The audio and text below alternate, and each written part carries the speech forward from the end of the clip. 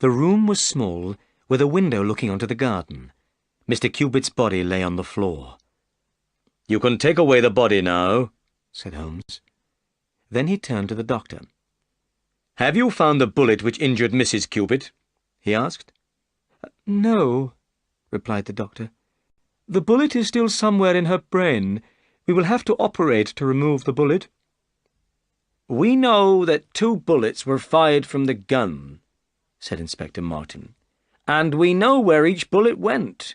1 bullet killed Mr. Cubit, and the other injured his wife." "Yes," said Holmes. "But what about the 3rd bullet? The bullet which passed through the window frame?" He turned suddenly and pointed to a hole in the bottom of the window frame.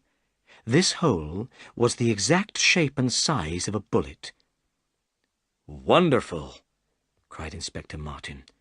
"Then 3 shots were fired, not 2. A 3rd person was in the room." "But, Mr. Holmes, how did you know a bullet had passed through the window frame?" "Well," said Holmes, "you remember that the 2 servants smelt gunpowder as soon as they left their rooms?" "Yes," said the inspector, "but I still don't understand." "The servants' rooms are upstairs, but the gun was fired downstairs. So the smell of the gunpowder must have been blown from this room to the rooms upstairs. Therefore the window must have been open. A 3rd person could have stood outside the window and fired through it. If somebody inside the room fired at this person and missed, the bullet would pass through the window frame." "I understand," said Inspector Martin. "But when the servants entered this room, they said the window was shut." "That was because Mrs. Cubit had just shut it," replied Holmes. "But what's this?" A lady's handbag was standing on a small table. I saw it was full of money. The money was tied together. We counted 20 50-pound notes. "This money is important evidence," said Holmes. "And now let's find out where the 3rd bullet went after it passed through the window frame." We all went outside into the garden. There were flowers planted underneath the window. The flowers were broken, and there were large footprints on the ground. Holmes searched in the grass. Suddenly he bent forward and picked something up. It was the missing bullet. "I think, Inspector," he said, "that our case is nearly solved." "But, Mr. Holmes," said the inspector, "who was this other person, and how did he get away?" "I will tell you later," said Holmes. "First, I want to know if there is a place near here called Elridge's." We asked the servants, but none of them had ever heard the name. Then the boy who worked with the horses remembered a farm with that name. This farm was a very lonely place, many miles away, near a village called East Rushton. Holmes thought for a moment. Then he smiled strangely. "Bring a horse," he said to the boy. "I want you to take a message to Elridge's farm." Then Holmes took from his pocket all the papers with the pictures of the dancing men on them.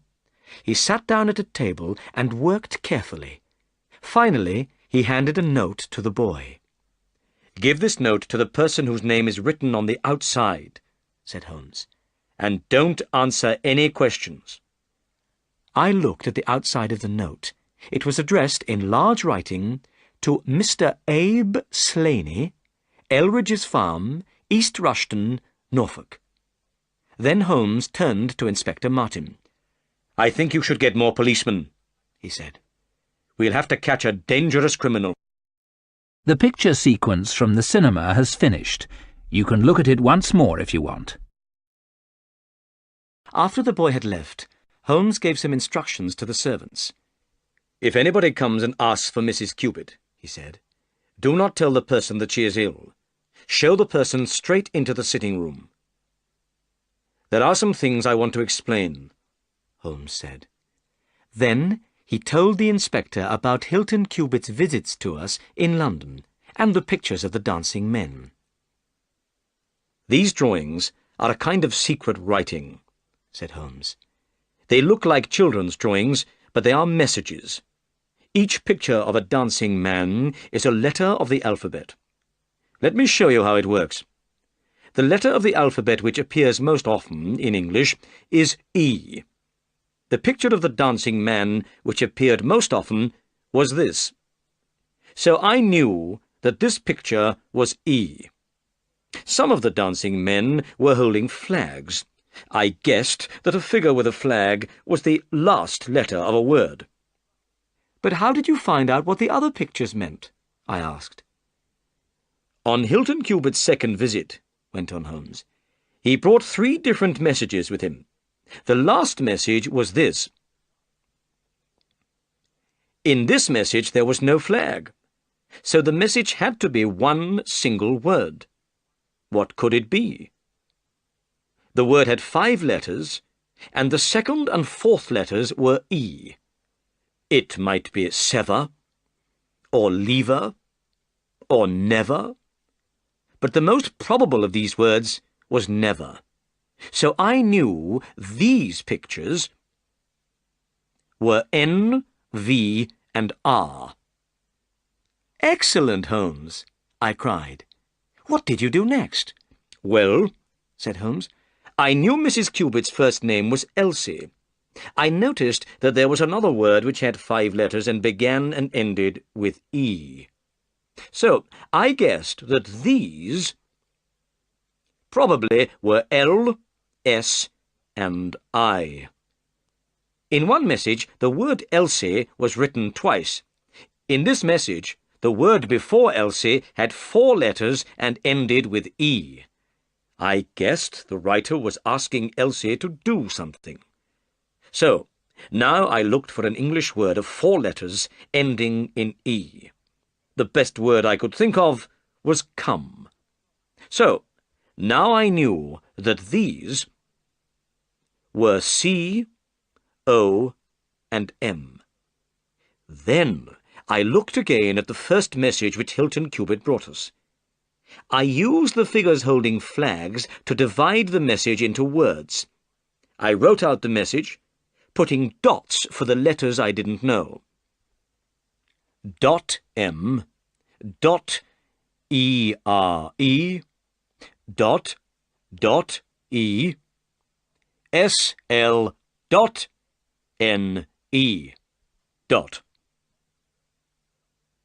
The first missing letter had to be A, and the second letter had to be H. Am here, A dot E S-L-A-N-E dot. Clearly, the 2 missing letters were part of somebody's name. So, it must be Am here, Abe Slaney. Then I looked at the second message again. This message worked out like this. A dot E-L-R-I dot E-S. Here I worked out that the missing letters could be T and G. At Elridge's.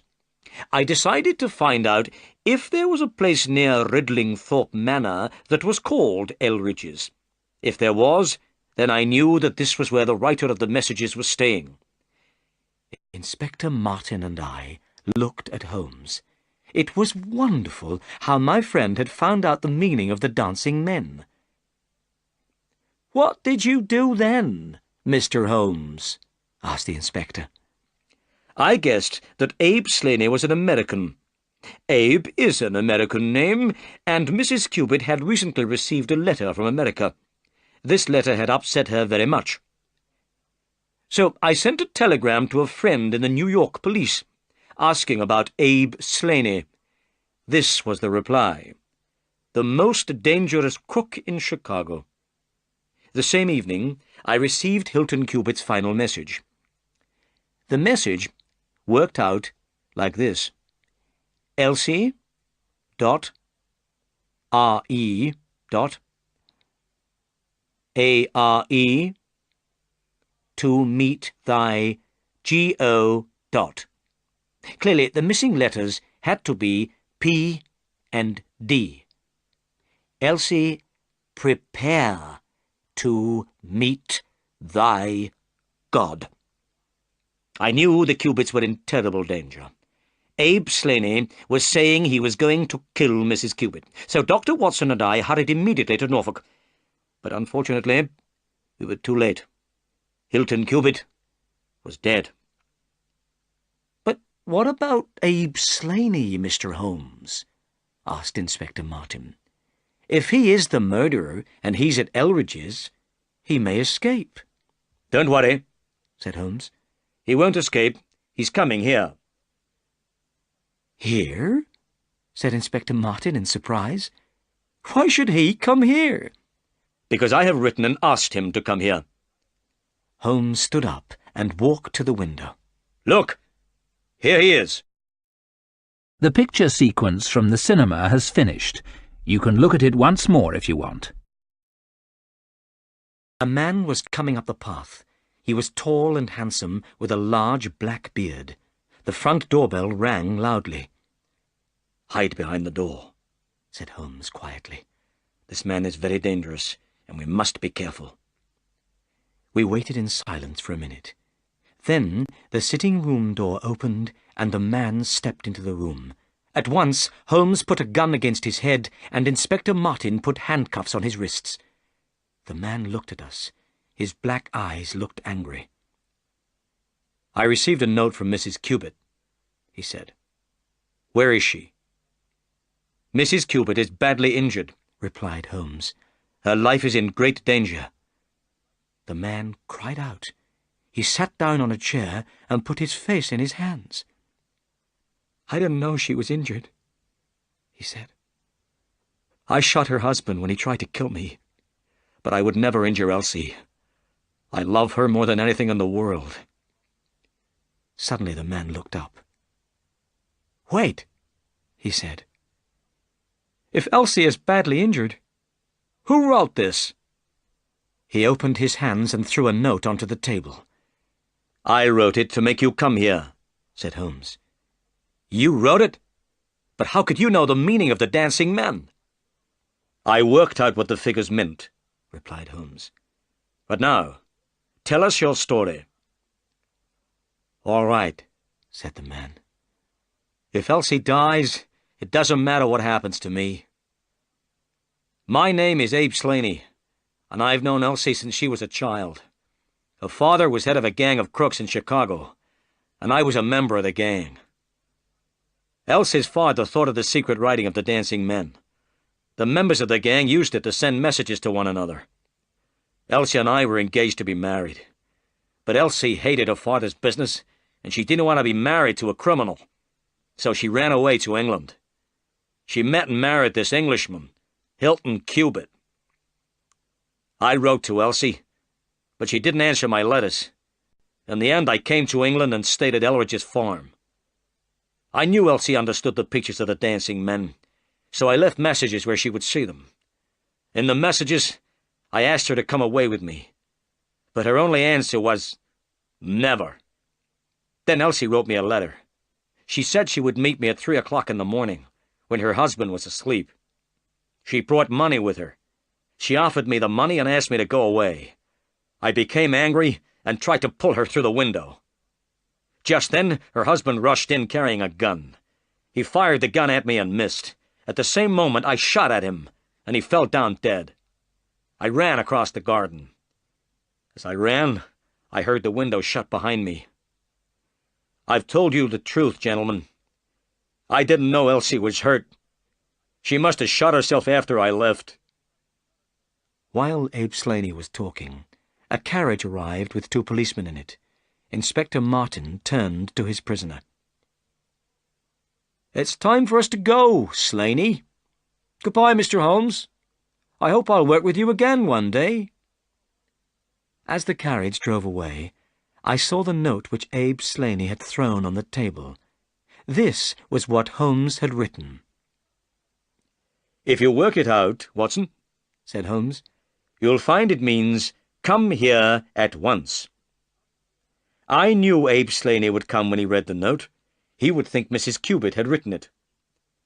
Well, I said, Criminals have used the dancing men to help them in their crimes, but now the dancing men have been used to catch a criminal." "Yes," said Holmes. "the dancing men have finally done some good."